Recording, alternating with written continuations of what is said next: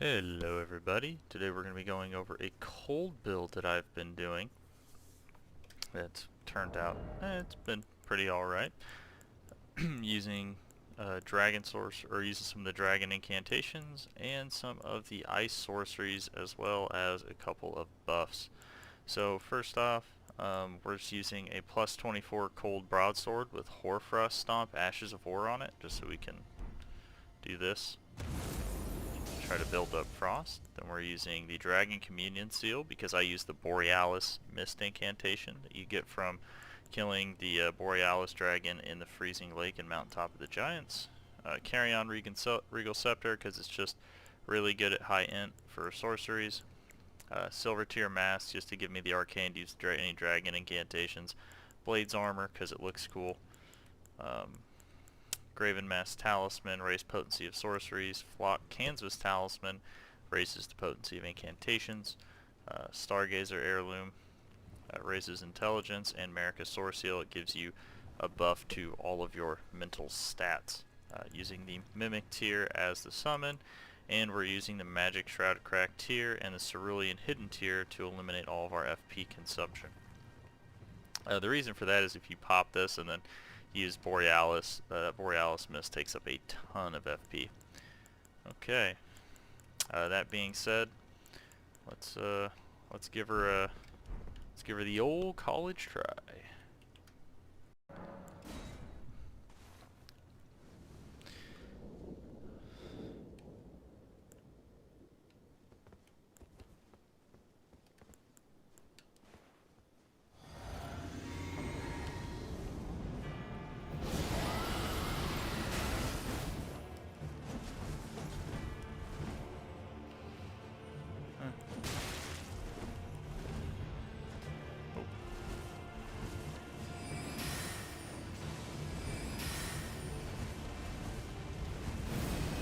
Get out of that.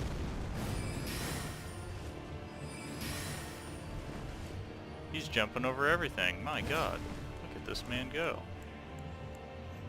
Let's try this out a little bit here.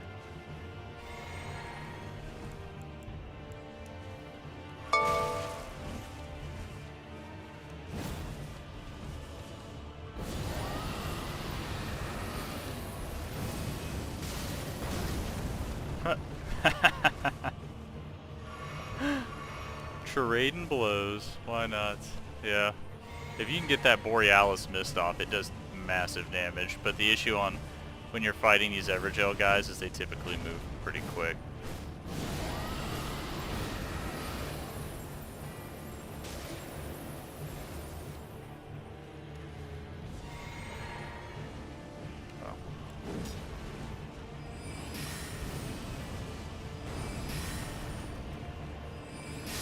Boom, there it is. Yeah. Big damage coming out of this Borealis Mist. That is for damn sure. Very happy with that. Oh, alrighty. Well, as you can see, the Borealis Mist did some pretty big damage there. It was actually kind of caught me off guard. I wasn't expecting it to do to do that much, but you know, Frost is pretty strong, and that guy was actually dodging a lot of my stuff simply because he was, you know, not like a normal big boss. He moves around a lot. A lot of these Evergel guys moves a ton, so you have to have a little bit of a faster build, but if you time it right, you guys saw the absolute huge damage. So we were using the Frozen Lightning Spear, so just to try to build up all of the big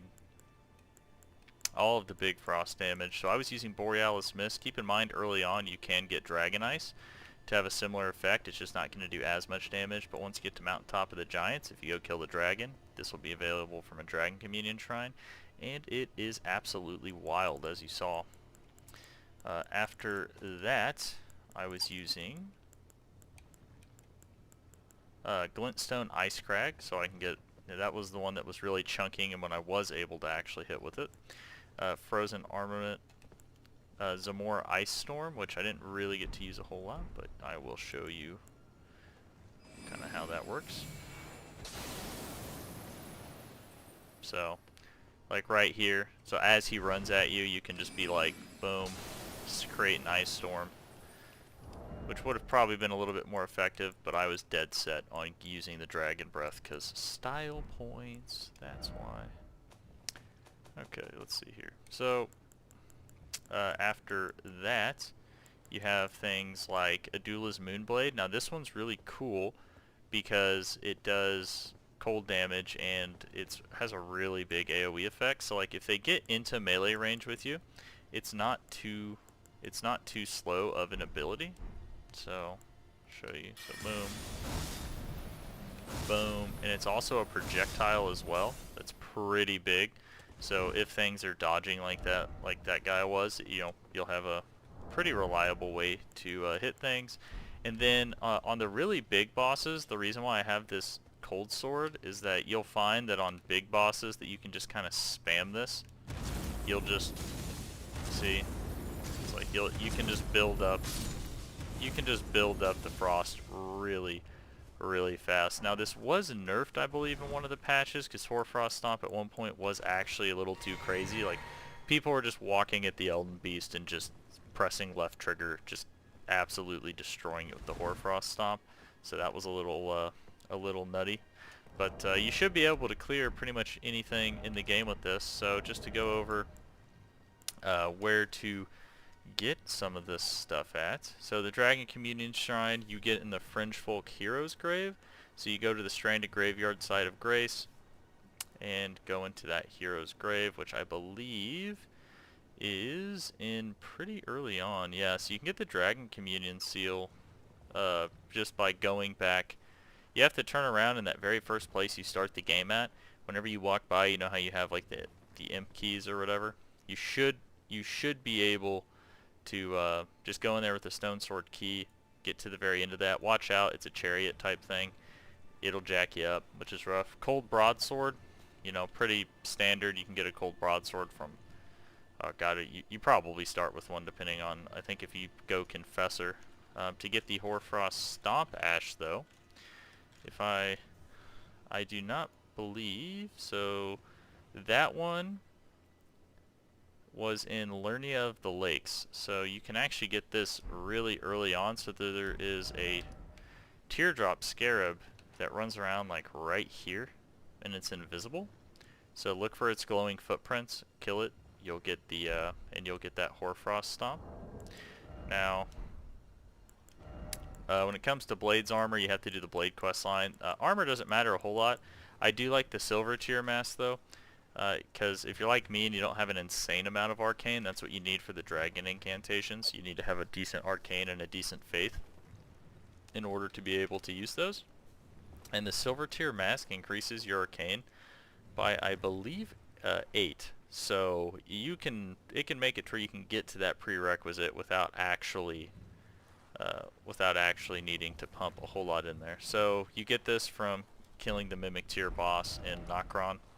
So whenever you're going to get the Mimic tier, you'll just kind of end up casually getting that, because you get the Mimic tier ashes also in Nokron. I know you didn't see me use the Mimic tier, but keep in mind, because I was fighting somebody that you can't use summons in the Everjails. So, but if you were actually in like a boss fight, you could just summon the Mimic tier, who would also be using that Frost Breath ability and all those other Frost abilities. So you'll just stack Frost like absolute mad. Let's see here. So then going into, Graven Mask Talisman you can't get until later on. You get that in the Consecrated Snowfields. That's more of a late game item. Same thing, America Source Seal, you can't get this till you get to the Halig Tree. And the Flock Canvas Talisman also is a late game item, unfortunately, because you have to complete Millicent's questline, and then you have to go back to you have to do Millicent's questline, you have to kill Millicent at the end of the questline. So instead of, because at the very end of that questline you have two choices. One to help her, one to not help her. And what you want to do is not help her, kill her, and then you have to go back to Gowry's Shack. And then once you go back to Gowry's Shack, over here, he should be sitting there crying. Just kill him and he'll drop it. Yeah. Oh wait, sorry. That's Church of the Plague, Gowry's Shack. But that is quite a long quest line. Pretty much, you go to Gowry's Shack, he tells you to go to the Church of the Plague. This is where Millicent's going to be. You then go to you go right here. You need to kill the Commander Null. He's going to drop this gold needle. You take that gold needle to Gowry. Gowry then repairs it. All you have to do is just sit down at a grace and then go back to him, and it'll be done. You take it to Millicent. She says, "Oh, thank you so much. I love you long time." And then after that, she's going to move all the way over. Oh wait, sorry. You need to go to Gowry's shack after you do that again, because she visits there, and you need to exhaust the dialogue after that. So you give it to her, then you come back here, talk to her here. Then she's going to move to Altos Plateau, and she's going to move right. I believe it's up over here. Yeah, because that's the Altus Highway. Yeah, so she's going to be standing somewhere right over here. And you want to talk to her, and you want to exhaust her dialogue there, and then you need to run all the way to the Shaded Castle.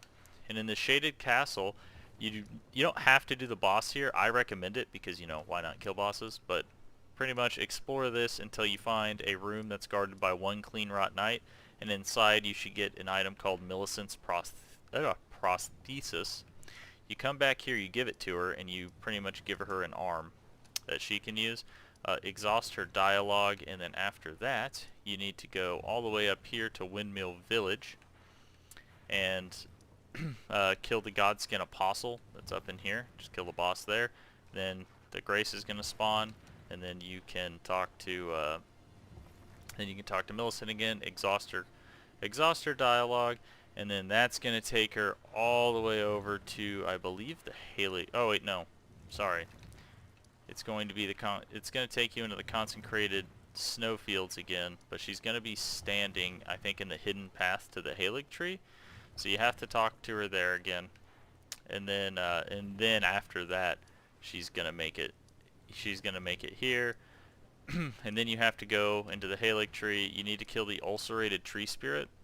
There's an ulcerated tree spirit. Once you kill the ulcerated tree spirit, rest at a site of grace, go back there, and then I believe that should be the last part of the quest. But yeah, it's rough. The Graven Mass Talisman is in the Albernix Rise, which I think is, yeah, it's just right here. I think it requires a couple Stone Sword keys, if I'm not mistaken. That's where you get that Graven Mass Talisman at. Then Stargazer Heirloom is probably the only one you will be able to get, and you get it here at the top of this Divine Tower of Lernia after you kill Renala. But in order to get to this tower, remember, you're going to actually need to go clear out Karaya Manor, then go talk to Ranni, and then I actually believe you have to go to Nokron. So, and in order to go to Nokron, you're going to have to kill Radahn, and then once you go to Nokron, you have to get the Finger Slayer Blade, bring it back to Ranni, and then she gives you an hourglass that then allows you to go through the Carrion Study Hall, if I am not mistaken. You have to have that hourglass in order to do that, and then you'll find it on like a body over here. So yeah, unfortunately, all the talismans take a wee bit of work to get. This is more of a later game build, but you can get access to cold items early on in the game. It's just going to be a little bit. So Carrion Regal Scepter, you get this from the Remembrance of Renala, if I didn't already mention that. And then Flask of Wondrous Physique, the Cerulean Hidden Tier, and the Magic Shroud and Crack Tier. Temporarily boost your magic attacks, which is going to be what cold damage is magic. And then eliminates all FP consumption. So if you kind of start out with kind of like what I did there, where I just kind of started out with this. If you do this, see it, look at how much FP that costs. You can just one-shot bosses with that one ability if you do it right and you time your FP consumption reduction right. But you get you get the Magic Shroud Crack Crystal Tier from killing an Erdtree avatar here, and then you get